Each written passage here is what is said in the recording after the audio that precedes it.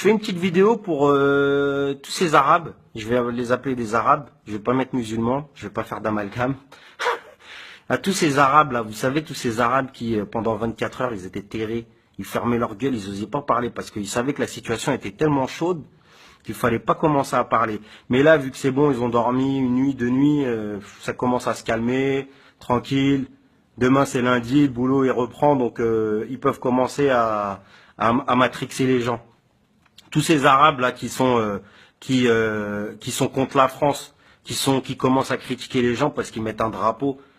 Mais on est tous des bouffons à la base. Mais en vérité, on est tous des bouffons. Mais sauf que quand on est un bouffon, ben on ferme sa gueule. Mais si tu ouvres ta gueule, va jusqu'au bout de ton initiative. Et puis pars-toi. C'est la vérité. Je vais prendre même un exemple par rapport à la religion. À l'époque du prophète, les compagnons du prophète, quand ils se sont sentis persécutés, etc., à la Mecque, bah, qu'est-ce qu'ils ont fait? Ils sont partis en Abyssinie. Ils sont partis vivre en Abyssinie. Voilà. Et le prophète, il est resté pourquoi? Il est pas resté à la Mecque pour foutre le bazar ou quoi que ce soit. Il est resté pour essayer de continuer à délivrer un message de paix, à avoir un bon comportement. Ils lui ont mis comment dire, des organes, des abats de chameaux, de chèvres, etc. sur lui pendant qu'il priait. Ben, sa fille, elle est venue, elle lui a nettoyé son dos, il s'est relevé, il est rentré chez lui. Enfin, il y a le comportement du prophète nous a montré par l'histoire que faut continuer à être droit. Mais vous savez que critiquer. Vous commencez à intégrer la Palestine et Israël. Mais depuis quand vous êtes pour la Palestine déjà? Hein? Vous qui mettiez les jeans diesel, dès que des juifs ils mettaient du diesel, dès que les juifs ont commencé à mettre des paires de Jordan, vous êtes partis en acheter par 12. Dès que les juifs ont commencé à mettre les doudounes là, les doudounes Canada Goose, etc. Je crois que c'est ça la marque Canada Goose. Hein, on les voyait les feuilles qui mettaient ça avec les grosses fourrures. C'est nous les robeux, on a commencé direct à recopier sur eux, d'accord? À mettre des lunettes Marc Jacob. Marc Jacob, il est quoi? Il habite à Gaza, Marc Jacob. Marc Jacob, c'est quoi? C'est un feuille et vous mettez avec des lunettes. Donc moi, je pars du principe que si t'aimes les Jordan, t'aimes toutes ces choses-là que les feuilles y font, ferme ta gueule. Voilà. Tu fermes ta gueule et tu marches. Tu suis la foule. Tu suis la foule de bouffons.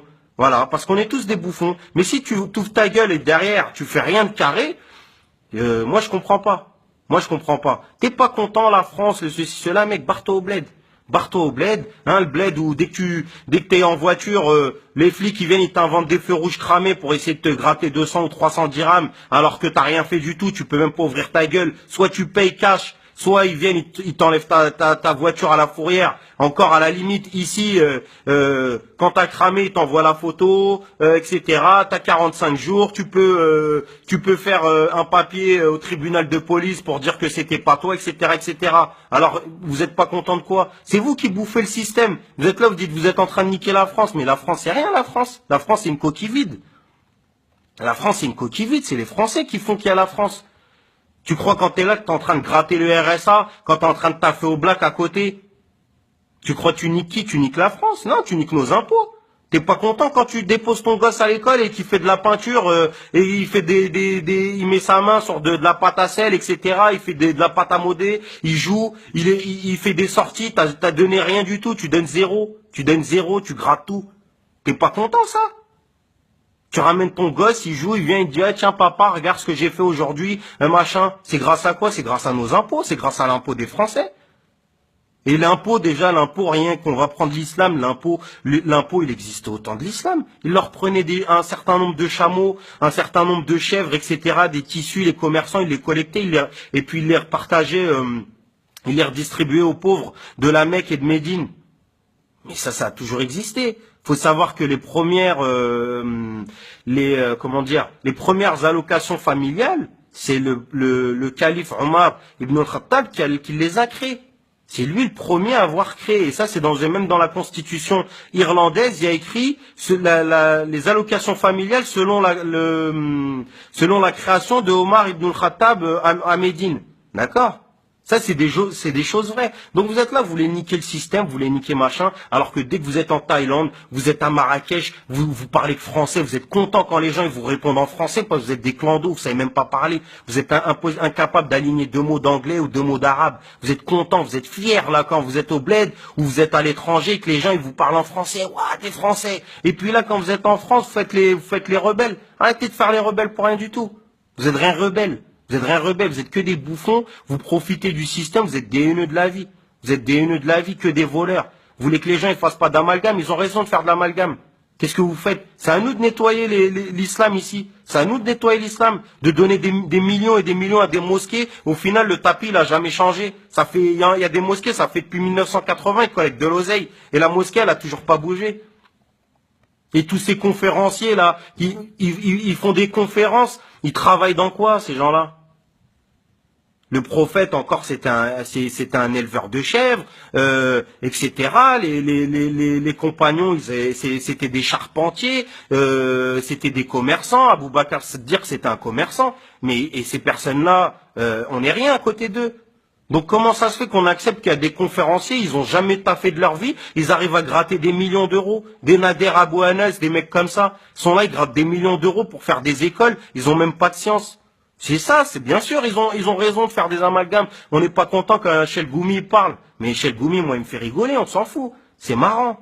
Heureusement qu'il n'y a pas de musulmans qui parlent à la télé, on est nuls, on sait pas parler. Je préfère quand mes potes athées, mes potes chrétiens, ils parlent mieux que nous, ils nous défendent mieux que nous. J'ai vu là depuis 2 jours comment les gens ils nous défendent sur Internet, c'est énorme. J'ai jamais vu ça de ma vie. Ils parlent mieux que nous, ils donnent même des versets du Coran. Mais tout ça, c'est grâce à quoi? C'est parce que autour d'eux, ils ont des musulmans, des personnes qui sont converties, qui ont un bon comportement, qui les aident à ne serait-ce qu'à tenir la porte, à attendre l'ascenseur, à porter le pack d'eau de la voisine qui a 80 ans. C'est ça le bon comportement. C'est de se comporter correctement, d'aller bosser, de contribuer à la société. C'est pas toi, t'es là, t'es en train de gratter le RSA, tu grattes tout ce qu'il y a gratté dans la société et dire ouais, moi je parle français, nanana. Tu crois quoi, les impôts, tu crois c'est quoi? Ça fait payer que les bombes pour bombarder la Syrie. Bah t'es pas content, bah mec, va rejoindre l'armée algérienne, va rejoindre l'armée marocaine, va faire ton service militaire, ils vont te défoncer ta race, tu vas voir. Tu vas vite courir en France. D'accord? À parler dans ton confort, là, dans ton 200 mètres carrés, t'as gratté grâce aux allocs, t'es là, on les voit aussi dans les reportages, ils sont là, ils ont les peu qui grattent des pavillons. Ils viennent, ils construisent 5-6 blocs et ils mettent dedans des sans-papiers, des Pakistanais. Ils leur disent combien de rembourse la CAF pour le loyer? 800 euros. Ben tiens, c'est 800 euros. Voilà. Ils leur font des bouis-bouis là de 5 mètres carrés. Ils les font payer 800 euros. Ils grattent des fois 10 000 euros par mois. Et eux-mêmes, ils sont au chômage aussi. Et ils grattent 10 000 euros sur la misère des gens. Voilà. C'est ça le comportement des arabo-musulmans d'aujourd'hui qu'il faut combattre, qu'il faut dénoncer. Ces gens-là, faut les balancer. Faut les balancer aux flics pour nettoyer. C'est comme ça qu'on nettoie l'islam. Et pas quand il y a Daesh. Qu'ils aillent se faire enculer, Daesh. C'est quoi ça, Daesh? Qu'est-ce qu'ils racontent? C'est là que c'est des caïras de cité qui avaient rien à faire. Ils ont cru que c'était dans des jeux vidéo. Et le pire, hein, c'est que encore ceux qui pensent que ça, il y a encore de l'anti-musulman, etc. Même le pro-Daesh, qui, imaginons, partait vers le Bataclan, une boîte aux lettres pour aller déposer un courrier dans une boîte postale et qui passait au même moment, et ben même le pro-Daesh, il se serait fait canarder à ce moment-là.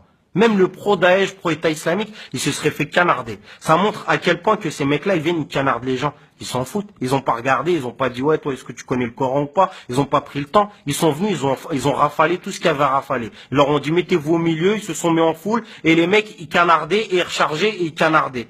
D'accord? Donc voilà, c'était juste un petit message que je voulais délivrer parce qu'il y en a marre de tous ces Arabes là qui parlent à tout va, qui connaissent rien du tout. Je sais même pas s'ils font la prière ou pas, s'ils la font, tant mieux pour eux. C'est pour vous que vous la faites de toute façon. C'est pour Dieu. Voilà, tous ces profiteurs là ils parlent pour rien. Ils voient un drapeau, on dirait je sais pas ce qui machin. Et dès que Zidane il a mis 2 coups de tête en Coupe du Monde, il était bien content d'aller sur les Champs-Élysées et de voir Zidane président. Voilà. Donc réveillez-vous, arrêtez de croire que les gens ils sont racistes. Les gens ils sont pas racistes. Il y a des racistes, mais nous-mêmes on est les plus grands racistes. Nous-mêmes on met le Karcher, on met le lave-vite dès qu'on voit un Rome qui s'approche pour essayer de nettoyer notre pare-brise. Il a des habits sales et on nettoie le pare-brise pour pas lui donner 50 centimes. Nous-mêmes on est des racistes. On voit nos frères, nos sœurs, dès qu'ils veulent se marier, c'est des musulmans, un Sénégalais avec une Algérienne ou quoi que ce soit, les mecs ils se font boycotter par leurs parents. Nous-mêmes on est racistes. Rien que déjà dans nos propres pays, on est racistes. Genre, faut pas s'étonner quand les gens, ils connaissent rien à l'islam, ils voient leurs enfants se faire canarder. C'est normal, ils ne connaissent rien du tout. Donc faut accepter, faut avoir un peu de retenue, expliquer les choses avec gentillesse, arrêter de faire ceux qui boycottent tout et n'importe quoi sans aucune logique. Voilà. Allez, peace and love les amis.